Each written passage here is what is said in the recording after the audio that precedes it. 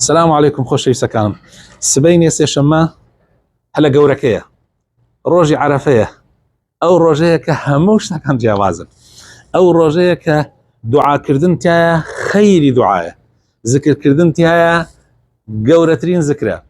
ئەو ڕۆژەیە کە ڕۆژوگرتن تایە ئەبێتە کەفارەتی گوناحی 2 ساڵ. 2 ساڵ ئەزان یعنی چی 2 ساڵ؟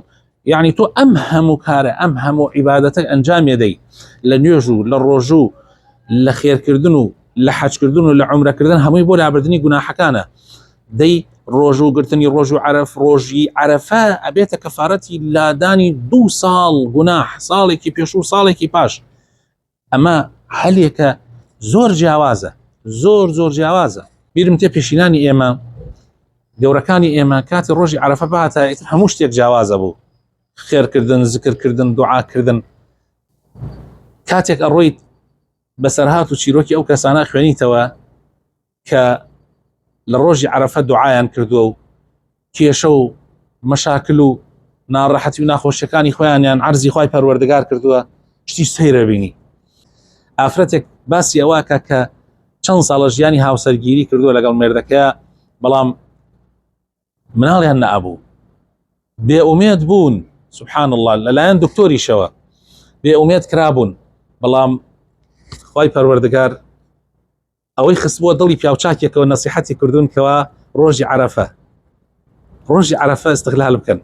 ئەویش خۆی و مێردەکەی بڕیاریان دابوو ڕۆژی عەرەفە سەدەقەی تایبەتی تیا بکەن، بە ڕۆژوو بنتیایە و هەوڵ بدەن زکرێکی زۆری تیا بکەن و ڕۆژەکە هەموو زیندوو بکەنەوە بە دوعاکردن و پاڕانەوە. سبحان الله، خۆی ئەڵێ 3 مانگین پێ نەچوو، خوای پەروەردگار مژدە گەورەکەی پێداین و دوعاکەمانی لێ وەرگرت. خۆشەویستەکانم، خەڵکانێک هەبوون قەرزار بوون، زۆر قەرزار بوون، ئەم ڕۆژیان استغلال کرد و دوعایان تیا کرد و خوای پەروەردگار نەگەشتە عەرەفاتەکەی تر، خوای تەعالی بارەکەی لەسەر سوکردن، هەروەها کێشە، هەروەها مەشاکلی تر. جا فرسەتە خۆشەویستەکانم، هەلێکی گەورەیە.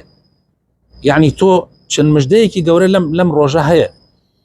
یعنی دوعاکردن گەورەترین دوعایە. هەل لەو حەدیثەی کە باسی دوعاکە پێغەمبەری خوا صلی الله علیه و سلم فەرمێ باشترین شتێک کە من و پێغەمبەرانی پێشی من وتویانە، وتنی لا إله إلا الله وحده لا شريك له له الملك وله الحمد وهو على كل شيء قدير.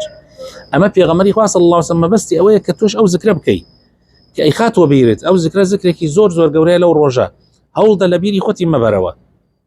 و هەروەها سەدەقەکردن و خێرکردن. ئەمجا لە هەمووی گەورەتر وەکو عەرزمان کردن ڕۆژۆکەیە کە ئەبێتە کەفارەتی ساڵێکی پێش و ساڵێکی داهاتوو. هیوادارم هەمووان نەفیر عام بکەین ئینشاء الله. و سبەینێ سێشەممە کاتەکانی خۆمان بە بازاڕ ڕۆشتانە نەبێنە سەر. هەرچیتان هەیە ئەمڕۆ تەواوی کەن، ئەمڕۆی دووشەممە هەرچیتان هەیە تەواوی کەن. سبەینێ تەرخان کەن بۆ خواپەرستی، سبەینێ تەرخان کەن، پارشێوێکی باش بکەن بە ڕێکوپێکی بە پێی سونەتی پێغەمبەر صلی الله عليه وسلم. نوێژی بەیانیان، نوێژی نیمەڕۆ، نوێژی عەسر، نوێژی مەغریب، نوێژی عیشا هەموو بە جەماعەت لە مزگەوت ئەنجام بدەن. ئینشاء الله زکرێ زۆر بکەن، بە تایبەتی ئەو زکرێک کە وتمان لا إله إلا الله وحده لا شريك له له الملك وله الحمد وهو على كل شيء قدير، حتى ئەتوانن دوعا بکەن. و خێر و سەدەقات زۆر گرنگە. خێر و سەدەقات بۆ خۆت، بۆ دۆستەکانت، بۆ مردوەکانت.